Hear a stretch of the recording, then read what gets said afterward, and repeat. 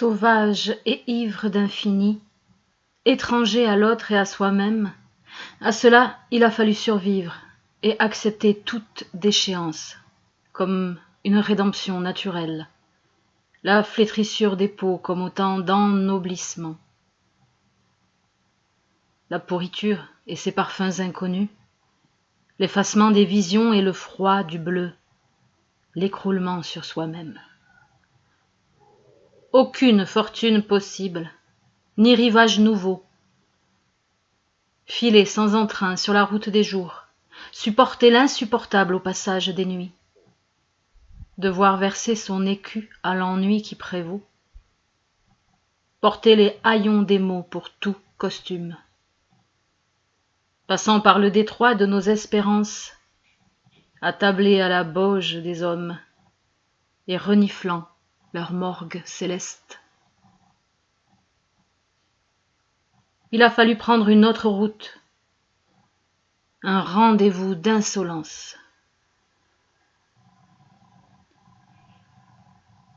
Se disperser au vent, pollen incertain, Prague, Vienne, Munich, et l'Europe toute vieille de ses rues colorisées sur les photos sans lendemain. Champs de patates et de tabac, plaine à seigle, fleuve bleu qui coule presque innocemment, train de longues péniches qui descendent le Danube, avec à l'étrave le bourrelet gras de l'eau grise qui roule. Voici venue l'heure de la reptation. Des chiffres, des tableurs, des formules de politesse, l'heure de la raison, l'heure de rentrer à la maison, de se rendre à l'évidence que la mort œuvre en nous. Y a-t-il une vie vaillante encore dans les rues?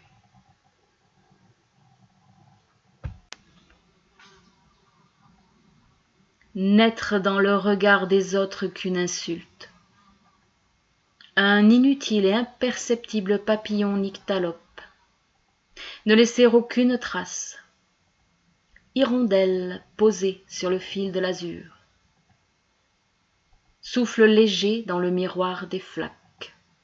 Ou instant accroché à flanc de montagne, veillant du regard la plaine qui s'étire.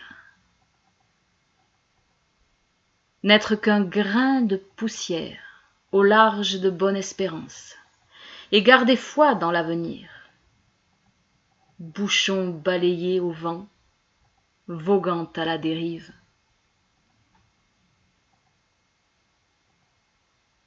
Des journaux gratuits sur le sol détrempé, piétinés par des milliers de passants, font des flaques de dégueulis pareilles au contenu de ces pages.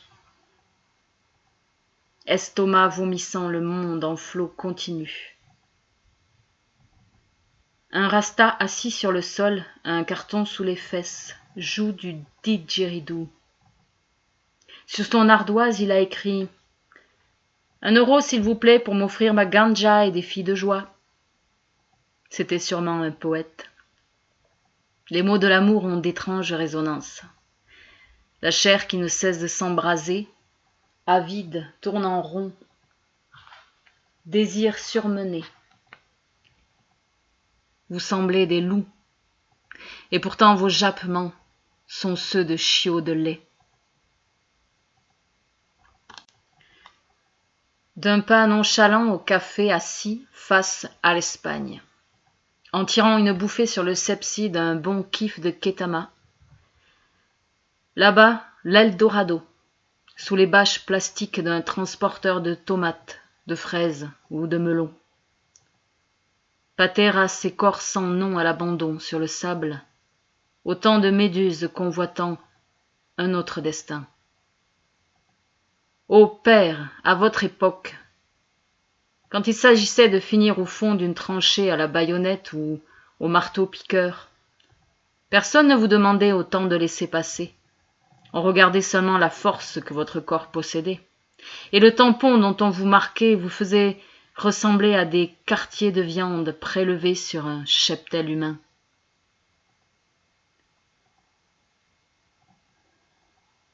Tanger. Hôtel transcontinental. Or terni, glace piquetée.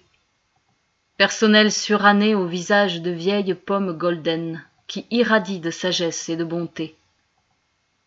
Hôtel qui sent la cire et le renfermé. Ici, passage obligatoire des mondes ou guetter dans la fièvre tous les mouvements possibles. Quelle flamme brûle dans les yeux de ces incendiaires qu'aucun désespoir n'a encore complètement anéantis. Demain la mer et l'Espagne, demain sûrement aussi la mort. Enfant des ports, roi du rêve et de l'évasion, caché dans des camions.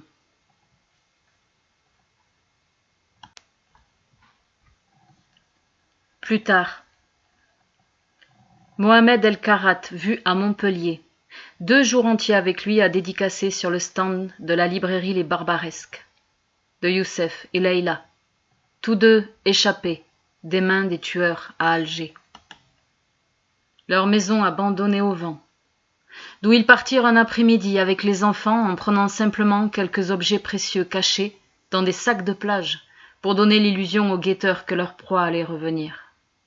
Maison maintenant habitée par d'autres. Montpellier toujours. Un autre voisin de table, un journaliste d'Alger avec 6 balles dans le corps.